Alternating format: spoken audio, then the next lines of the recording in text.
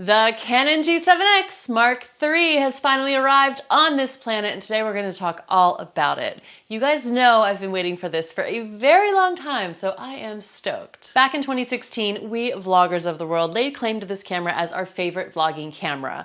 However, we did develop some upgrade requests over the years, and it's been 3 long years since the G7x Mark II first hit the market. But in that time, our requests did get Canon's attention because the G7x Mark III is more catered to vloggers and YouTubers than ever before. How freaking cool is that? So in this video, I'll catch you up on why the G7X is so amazing in the first place, even if it's just the Mark II. Then I'll go over the upgrades that have been announced on the G7X Mark III and why it's going to be so much better specifically for vlogging. Of course, with any camera release, there's going to be some drama and things that people are not happy about, so I will touch on all of that as well. And then finally, I'll calm everybody back down with some possible solutions to the perceived shortcomings on the Mark III, because that's what I do here in G7X videos on AMaeTV.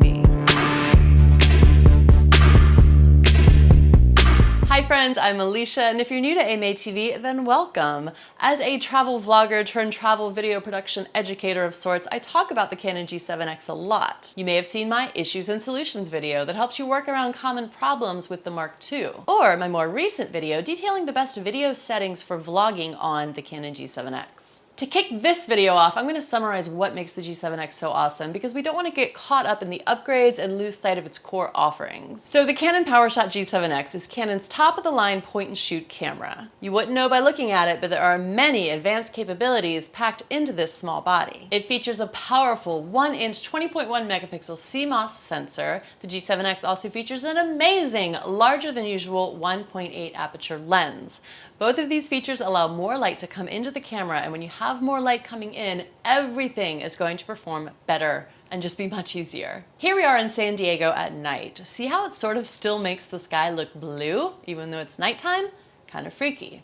Here we are at Bonnaroo at night again, and I have no issues capturing enough light for a bright vlogging shot of my face. Here we are in a cave in the Philippines. Okay, you get the point. So in short, it makes more situations look bright and awesome with less effort. And overall, the G7X just has this certain look for vlogging that in my mind is irreplaceable. It makes skin look more smooth and beautiful. It seems to pop you out from the background in a very nice way. And it can be nice and floaty at times because its digital image stabilization actually works pretty well. And although we may take it for granted by now, this well-designed flip-up screen is a joy to use and an absolute necessity for vlogging. And not all cameras have it. Also, as much as I love to use big cameras and different lenses at times, there are situations where I just want a great camera to throw in my bag, and this camera is it. It fits in the palm of my hand. But as awesome as the G7X Mark II was, it still got some major complaints from vloggers. Here are the biggest ones. Number 1, lack of external audio input. So you're stuck with the in-camera audio, which can be pretty bad for vlogging. Number 2, autofocus. Specifically Canon not including their famous dual pixel autofocus, which you can find in most high-end Canon cameras. Number 3, lack of 4K. Although back in 2016, that was not, a must, nor is it now, but still. And for me, lack of the ability to shoot 120 frames a second at 1080p was an issue because I really wanted to shoot super slow motion. And now let's talk updates on the Canon G7X Mark III and which of these problems are now history. Audio input. Well, Canon really listened to us about the audio input, and you can now hook up your own mic to the G7X Mark III. And this is a big deal because this is not a camcorder, it's a camera. It's so major that they gave us an audio input on a point and shoot camera. Like, they were really catering to vloggers. And I think that update alone is gonna inspire a lot of people to grab the new release. This is not the new release. I'm just holding it because it's all I can hold because I don't have the new release yet, but I will. Processor. So the G7X Mark III features a new stacked CMOS sensor with a Digic 8 processor, which is an upgrade to the camera's general power and brain size. So this will allow the photography modes to do the burst shooting much faster, and it also means that we now have 4K. Uncropped 4K, like the Canon M50, which I'm filming on. It crops the 4K, and that makes you not want to use it. So Canon G7X Mark III, full 4K. Done. Slow motion, and we do have 120 frames a second at 1080p slow motion. So to put that into perspective, on the Mark II, we could only shoot at 60 frames a second, which looks like this when it's slowed down. But when you slow down footage shot at 120 frames a second, it looks more like this. And this is actually GoPro footage because it's the only camera I own with this capability thus far. This upgrade is also a big deal because most of the Sony cameras have had that 120 for a while, and it was really frustrating that Canon did not. Selfie mode. Apparently there is a selfie mode which is going to have a record button on the touchscreen. Hold on, I'll get to that in a second. Okay, so record button on the touchscreen. So when you're front face recording, you can just hit the record button. And what I imagine and what I can tell from their Canon videos is that it's gonna look a little bit like what you see on Instagram stories. So like a nice big red button. And formerly what you had to do was sneak your fingers around the back of the camera to hit the record button. So that's gonna be an awesome upgrade. Next is vertical video. So the G7x Mark III is actually going to support vertical video. So this means that you can film vertically just like this, and there's no additional editing that you would have to do to forcefully flip the image upright. That's what you used to have to do. So now it will just register as a vertical video, and I assume the intention for this is to be able to transfer it via Wi-Fi to get it on your phone instantly so you can put it on Insta stories and it'll be vertical and everything will be good to go. It's crazy that a lot of things, these updates are kind of in line with what is going to be happening on Instagram. I'll definitely try all of this stuff out on Instagram once I get my hands on the G7x Mark III, so catch up with me on Insta if you'd like to see my testing. Screen grabs. So on the same thread, you can now apparently get 4K screen grabs exported as JPEGs. And you can do this in editing too, but I assume this is about getting the images over to your phone for immediate sharing. I'm a big fan of screen grabs, as I've mentioned before on Instagram, because I'm always shooting video and I tend to just like forget to take photos. Every situation you kind of have to make the decision, do I want to film this or do I want to take photos? So I think that's pretty cool that you can get your JPEGs directly to your phone for sharing. I really just can't wait to try this stuff out. It's weird to talk about it having never done it, but this video is just a review of their announcements. And of course there will be a review of all these features once I get my hands on the camera. And finally, the most unexpected and innovative upgrade is the ability to live stream directly from the G7x Mark III to YouTube. So you used to have to hook up all sorts of third-party apps or just live stream with your phone. And it seems that Canon might be trying to force me out of my fear of actually doing a live stream. I kind of did it once years ago and never did it again because I'm gonna have to test this for you guys, right? What do you think? Should I do a live stream directly from the G7X? Let me know if you think I should, or if you think it's just gonna be too scary and awkward that I just won't. Okay, now any big camera release is going to be pretty dramatic because some people are immediately going to look toward the lack of upgrades that they were expecting. Actually, a guy over on a channel called Camera Conspiracies made a really funny video about the situation. I'll link to it below if you want to see it. I really enjoyed watching it because it was hilarious. But I like to be more positive and solution driven. But even I need to address these perceived problems before I can talk solutions. So to begin, we did not get that enhanced dual pixel autofocus that some were expecting. I think it's because it probably just couldn't fit into the tiny body of this camera, and it would also affect the price point. It would just make it a completely different camera, although I do agree it would have been awesome to have. Although I'll also say that I never really had too many autofocus problems with the G7x Mark II. It's got the ability to tap the screen anywhere to focus, so that's great. I also offer a good tip to boost the camera's facial recognition capabilities and autofocus in both the settings video and the solutions video. So that's something to take a look at. I will link all of those resources and related videos in the video description below and in the blog post that accompanies this video on AMaeTV. Next up is the lack of a cold shoe mount, the little metal thing on top. So I understand from comments I've seen so far that people are upset there's no cold shoe mount. I do agree it would be nice, although I understand that for some it would be kind of a trade-off in size if they weren't actually going to use it. It would be nice for attaching one of those awesome portable lights that I've talked about in other videos, but then again, the G7X is really good at capturing light, so I'm not super worried about it. Of course, there's the issue of now having a mic input, but no place to mount a mic. So Canon shows in their announcement video a vlogger with the camera mounted to some sort of bracket.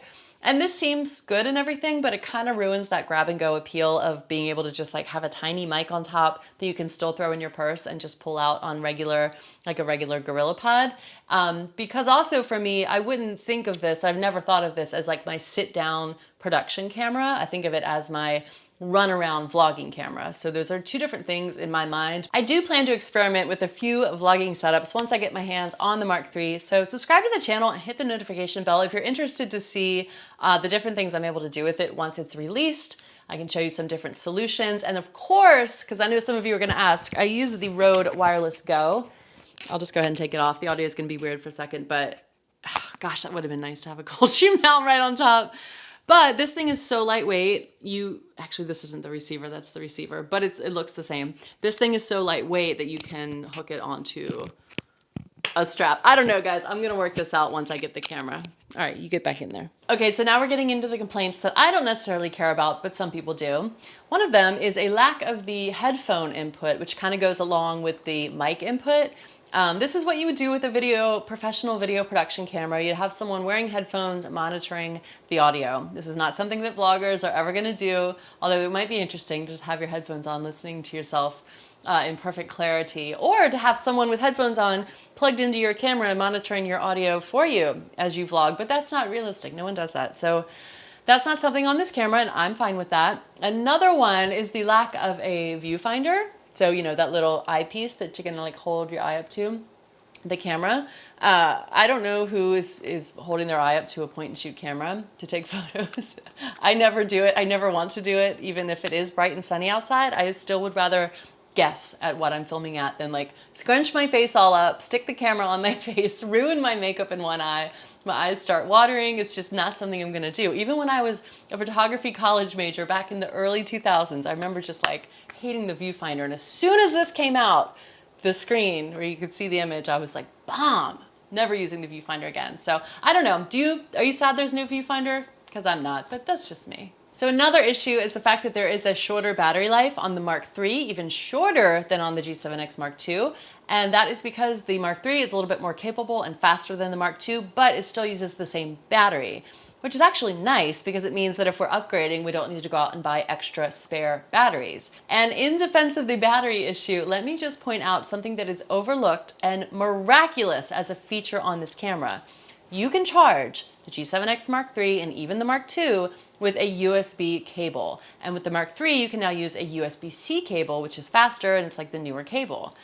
So that means you can plug this camera, plug it directly, you don't even need to take the battery out, into a portable battery bank that you may be carrying to charge your phone or charge all these other things. You can plug it into your computer if you had to charge it up. You could plug it into obviously any wall socket. You could plug it into your car, just anywhere you have that little USB thing. So, you know, rather than complaining about the juice of the battery draining, let's think about like all the opportunities we have to charge it up that we don't have on a DSLR camera, where you actually have to take the battery out, put it in its little charger and plug it into a wall. This is awesome. So this is fine. I'm fine with this. Okay, but now there is one final thing that really is the elephant in the room. So it's fine we didn't get all the updates we wanted, because I'm personally very happy with the G7x Mark III announcement so far. However, there's one major thing that was not only not updated, it was literally removed. And I wish I could talk more about it, how I feel about it, but I'm literally just still scratching my head over it. Why was it removed? How can that be removed? And what it all means moving forward. So if we look at the G7x Mark III's video capabilities, we have these. And I'm just gonna go ahead and delete the 720p because nobody cares anymore. So the NTSC, or United States Standard for Frame Rates, is generally 24 frames a second, 60 frames a second, and 120 frames a second if you wanna go super slow. And then for PAL regions, which is Europe and beyond, it's more like 25 frames a second, 50 frames a second, and I guess 100 frames a second is what they use for super slow. So do you see what is missing here? 24 frames a second at 1080p. This is the most standard filming mode, and it's suddenly not an option. In fact, you can't shoot at 24 frames a second anywhere. You have to shoot at 30 frames a second. Now there is a camp of people that tend to think that 30 frames a second is the way to go for filming stuff because it's slightly more crisp, but generally 24 frames a second is considered more cinematic and just better looking. It's supposed to look the way that your eyes see the world. So they say 30 frames a second has more of a video or TV look, and 24 frames a second has more of a film look. And I really could go in depth about frame rate because there's actually many reasons why 24 frames a second is best and what settling for 30 actually entails. I actually need to try shooting at 30 because I just don't do it. I've never really done it habitually. I've done it on accident. I don't know, it's not that big of a deal. And some people can't even see the difference, but I don't know. The whole thing is just weird to me. So please let me know if you're interested to see a video where I talk a lot more about it, because it's a very technical thing, and a lack of 24 frames a second on the G7X is going to bother a lot of traditionalists, but honestly, to a new vlogger with no clue about frame rate, it might not even register as an issue. So let me know what like camp you're in with thinking about this. And even if you're in the 30 frames a second camp, I'd love to hear your thoughts. So all that frame rate stuff aside, if you are now wondering when and where you can get this camera, the bad news is we all have to wait till August 1st, which is when the official ship date is supposed to be. I placed my pre-order the day it was released, and I will also share an Amazon affiliate link below to where you can pre-order yours as well. And if you've been able to benefit learning anything about the G7X from me over the years, whether in this video or the videos before it, I appreciate it if you use my affiliate link. It doesn't cost you anything extra to go to Amazon through my link, and I do get a percentage back in Amazon credits, which allows me to buy more video production gear to share with you and review for you. Specifically, we got to get some accessories for this thing so I can show you and tell you what is best for you to buy. I'm also happy to try to answer any questions you have about this camera, this upgrade, or travel vlogging in general, so leave them in the comment section below. And I believe that next week I will publish the next edition of the Vlog With Me series, where I take you along vlogging and share with you what I'm doing as I'm doing it and all of the struggles that I encounter, because there's always struggles. And in this edition, I'm on a boat with a baby and champagne on my birthday, so of course there are going to be struggles. We've got to fill the time with something until the G7x Mark III arrives on my doorstep. Let me know in the comments what other videos you'd like to see, and if you'd really like to jump into a discussion about this camera and other topics, then jump into my Facebook group for travel vloggers. It's called Travel Film Friends. I would love to chat with you guys over there. Thanks for watching, friends. I'm Alicia, and I will see you next week. Bye!